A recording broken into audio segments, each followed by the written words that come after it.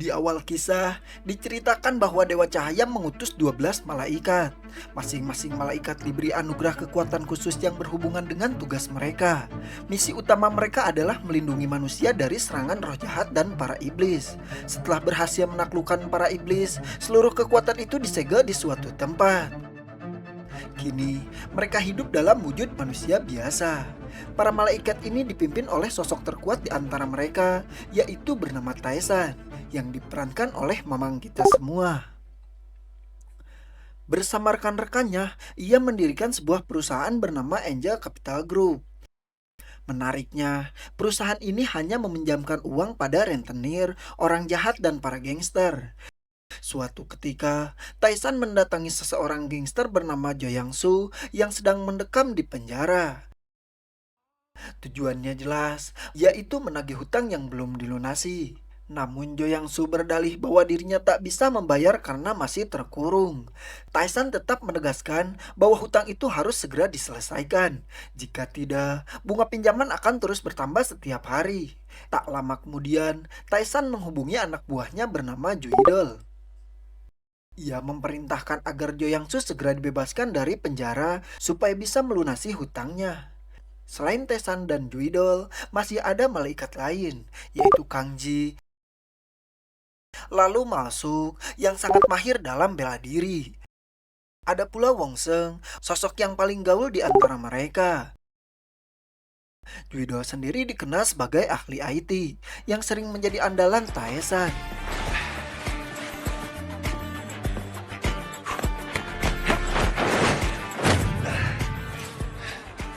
Di sisi lain, ada malaikat bernama Marok yang kini berprofesi sebagai detektif di kepolisian. Marok kerap meminta uang kepada Taisan karena tahu bahwa ia sangat kaya raya. Suatu saat, ia diberi uang tunai sebesar 12,6 juta. Tujuannya agar ia bisa membeli pakaian casual yang cocok dengan pekerjaannya.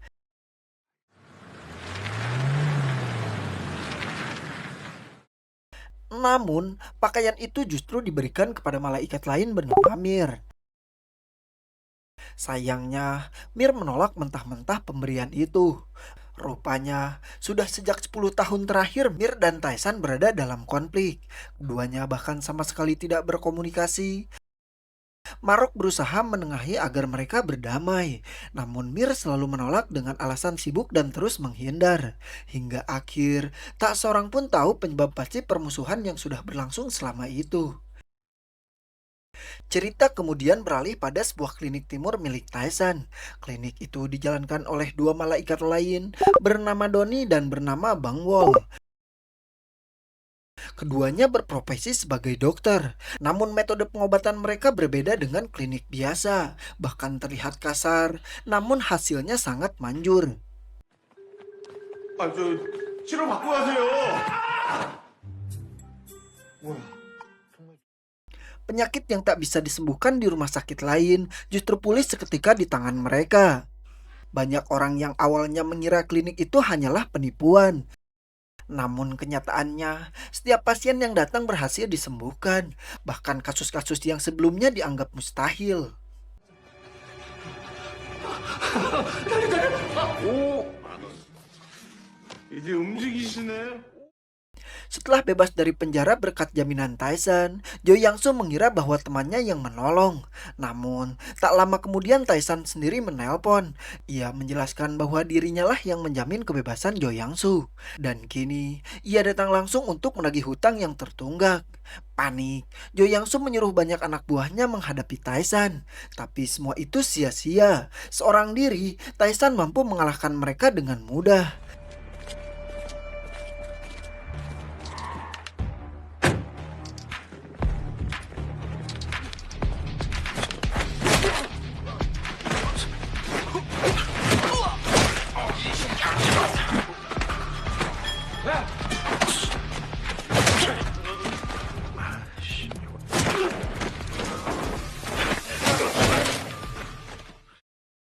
Setelah melumpuhkan anak buah Jo Yang Su, Taisan masuk ke ruangannya. Jo Yang Su yang bersiap kabur dengan membawa uang akhirnya terpojok. Dengan terpaksa, ia menyerahkan semua uang yang dimiliki. Namun jumlah itu tetap tidak cukup untuk melunasi hutang. Akhirnya, Taisan juga mengambil kunci mobil serta dokumen penting milik Jo Yang-soo.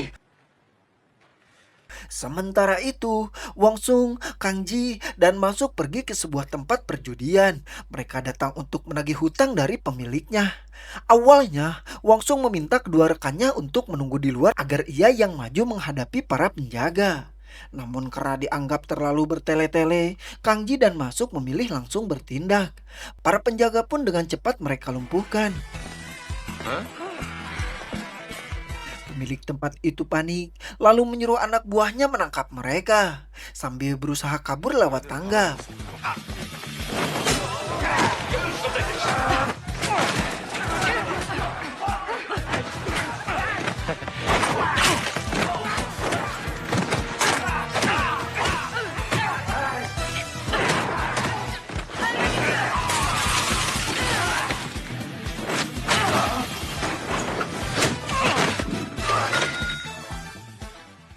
Ia dikejar oleh Malsuk.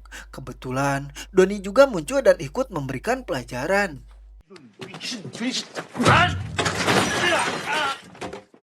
Hingga akhirnya, Malsuk menaklukkannya dengan tendangan maut. 어딜 도망가, 씨. Uang hutang pun berhasil mereka dapatkan. Di lain kesempatan, Taisan mampir membeli makanan di sebuah warung kaki lima. Tanpa diduga, penjualnya adalah anak yang dulu pernah ia tolong. Karena Taisan adalah malaikat, ia tidak menua. Itulah sebabnya orang-orang yang pernah ia bantu masih mengenalnya. Saat sedang berbincang, seorang kakek merasa kesal karena mengira Taisan tak sopan kepada sang nenek. Namun kemudian terungkap bahwa kakek itu juga merupakan orang yang pernah ditolong Taisan di masa lalu. Mereka pun bernostalgia, meski kakek itu bingung mengapa Taisan tak menua. Hanya sang neneklah yang mengetahui rahasia bahwa Taisan sebenarnya adalah malaikat. Sementara itu, detektif Marok menonton berita tentang penemuan sebuah artefak kuno. Para peneliti merasa heran karena artefak itu menunjukkan gelombang yang aneh, berbeda dari artefak biasanya. Di sisi lain, kelompok iblis sedang melakukan ritual berbahaya. Tujuannya membangkitkan Ougi, sang pemimpin iblis. Mereka mendatangi sebuah gunung di malam bulan purnama sempurna. Di sana, mereka mempersembahkan darah dari tubuh pemimpin sekte. Percobaan pertama gagal, namun karena waktu semakin sempit, pemimpin sekte itu tidak menyerah. Ia mengorbankan lebih banyak darah dari dirinya sendiri. Hingga akhirnya ritual itu berhasil. Ougi pun terbangun.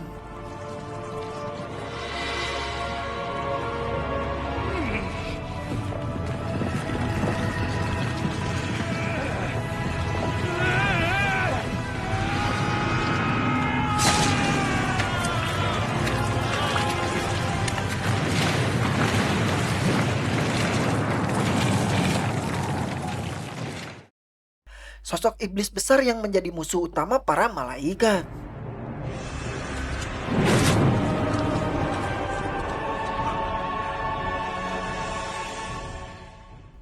Di sisi lain, Taisan duduk termenung. Ia teringat nasihat seseorang pedagang kaki lima untuk hidup lebih lama agar bisa terus menolong manusia. Namun, tubuhnya yang kian melemah membuatnya khawatir. Apakah ia masih mampu membantu orang lain di masa depan? Pikirannya kemudian melayang ke era dinasti Joseon. Saat itu, ia dan Mir masih akrab. Tengah berbelanja di pasar, tiba-tiba keramaian berubah menjadi gaduh. Seorang manusia ditindas oleh para bandit. Mir yang tak tega ingin membantu, namun Taisan melarangnya dan memilih turun tangan sendiri. Pertarungan sengit pun terjadi.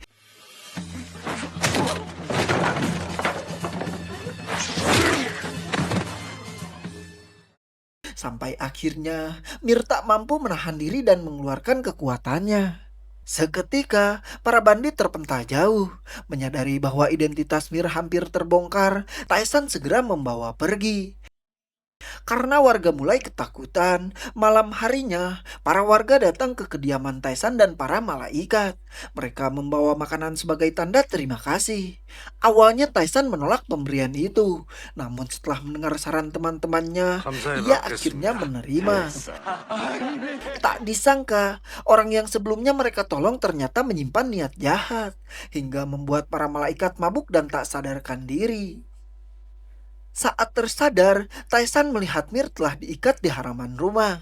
Ia hendak dibakar karena dianggap sebagai iblis.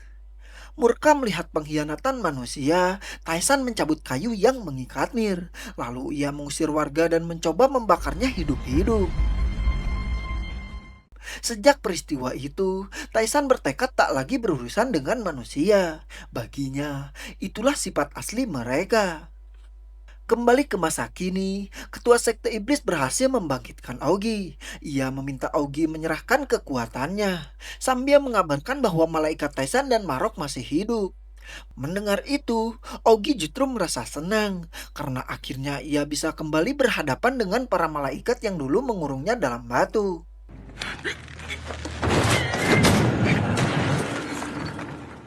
Keesokan paginya, Kang Ji masuk dan Doni berolahraga di taman kota. Namun Doni yang sudah kelelahan bahkan sebelum berlari, hanya sempat melakukan pemanasan. Ia kemudian memilih duduk dan makan ramen di taman. Di sisi lain, Malsuk menyinggung kalung pelindung yang dikenakan oleh Kang Ji. Ia memintanya agar tetap dipakai, meskipun gerbang neraka sudah ditutup dan dianggap tak ada lagi ancaman. Sementara itu, Doni yang sedang makan didatangi seekor anjing. Enggan berbagi makanan, ia justru bisa mendengar pikiran hewan itu yang seolah mengejeknya. Karena kesal, ia memaki anjing tersebut. Pemilik anjing merasa heran, menegaskan bahwa ia tak sedang mengganggunya. Kang Ji dan Masuk yang melihat kejadian itu segera menahan Doni. Mereka mengingatkannya agar tidak sembarangan berinteraksi dengan manusia. Di tempat lain, Augie mencoba berbaur dengan manusia, namun ia terganggu oleh energi asing yang terasa di sekitarnya. Mir yang berada di tengah keramaian juga merasakan aura buruk dari seorang pria bersetelan hitam. Di saat bersamaan, Augie pun mendeteksi energi malaikat. Ia berbalik arah karena menyimpan dendam terhadap Taisan dan Marok. Dendam lama yang bermula sejak dirinya dikurung di neraka karena melawan dewa yang merusak dunia. Demi tujuan itu, Augie rela bekerja sama dengan ketua sekte iblis yang telah membebaskannya. Malam harinya, para malaikat berkumpul sambil bernostalgia. Mereka mengingat kehidupan panjang mereka di bumi yang sudah ribuan tahun. Bahkan mereka memperlihatkan kartu identitas mereka yang telah begitu tua. Di sisi lain, Mir termenung memikirkan tempat di mana Augie pernah dikurung. Tak lama kemudian, ia tersadar berada di sebuah bar. Saat sedang minum, dua pria cabul mencoba menggodanya. Kesal dengan perlakuan itu, Mir menghajar keduanya hingga tak berdaya.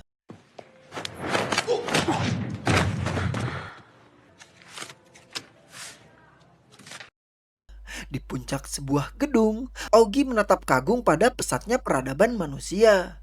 Ia bertanya pada ketua sekte iblis yang bernama Samin, mengapa ia membiarkan dunia berkembang dan tidak menjadikannya neraka.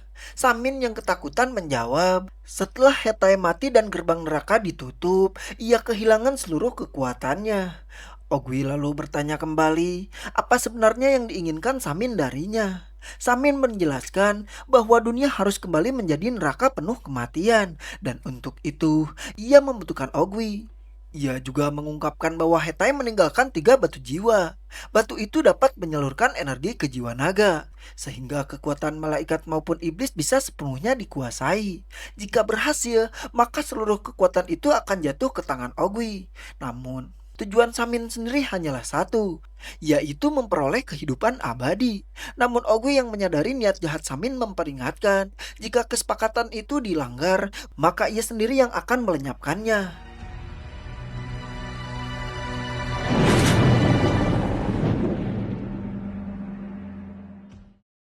Keesokan paginya, para malaikat sarapan bersama. Namun Taisan tak ikut karena sedang menagih utang kepada pemilik toko mobil bekas. Ia berhasil menagih dan mengingatkan pemiliknya agar segera membayar sisanya ketika punya uang. Dengan begitu, ia tak perlu ditagih lagi.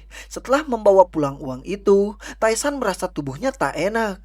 Obat yang biasa ia konsumsi pun sudah habis. Ia segera menelpon dokter, mengatakan bahwa kondisinya makin memburuk. Dan ia meminta pertemuan tanpa harus membuat janji. Sesampainya di rumah sakit, ia meminta resep obat. Namun dokter menyarankan untuk konsultasi terlebih dahulu. Taisan menolak, lalu memberikan sejumlah uang agar dokter segera menuliskan resep antidepresan untuknya. Di sisi lain, Sekte Iblis tengah merencanakan strategi untuk menyingkirkan Ogwi. Samin menegaskan bahwa hanya Ogwi yang bisa menemukan batu jiwa. Karena itu, mereka harus merubah rencana agar tetap bisa hidup abadi. Ia kemudian memberikan energi jahat kepada para pengikutnya, agar mereka semakin kuat dalam menghadapi para malaikat.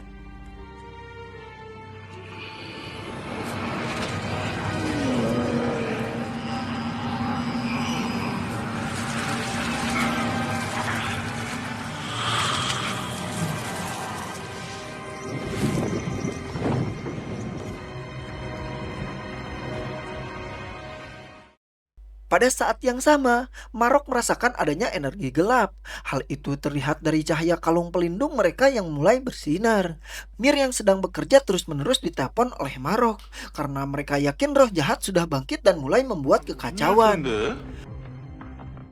Wonseng mencoba menghubungi Taisan, namun tak dapat jawaban. Masuk pun menyarankan agar mereka segera menuju lokasi roh jahat itu. Dan benar saja, para roh jahat itu mulai bergerak menuju museum tempat Mir bekerja. Mir yang berada di sana melihat segerombolan roh jahat muncul di belakangnya. Tanpa ragu, mereka langsung menyerang.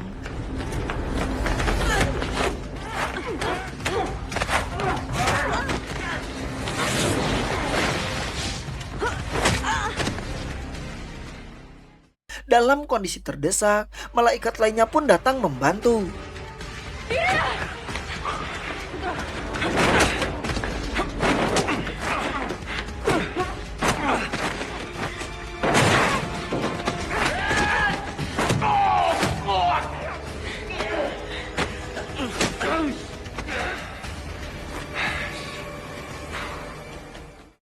Dari kejauhan, Samin mengendalikan roh jahat itu. Ia memanfaatkan air yang sudah dipenuhi energi kegelapan. Sementara itu, Taisan yang belum tahu bahwa hanya sedang bertarung, merasakan tanda bahaya. Kalungnya bersinar, memberi petanda akan kemunculan roh jahat.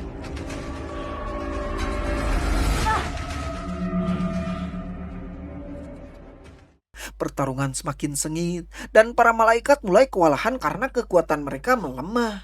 Di saat genting itu, Marok muncul untuk menyelamatkan mereka.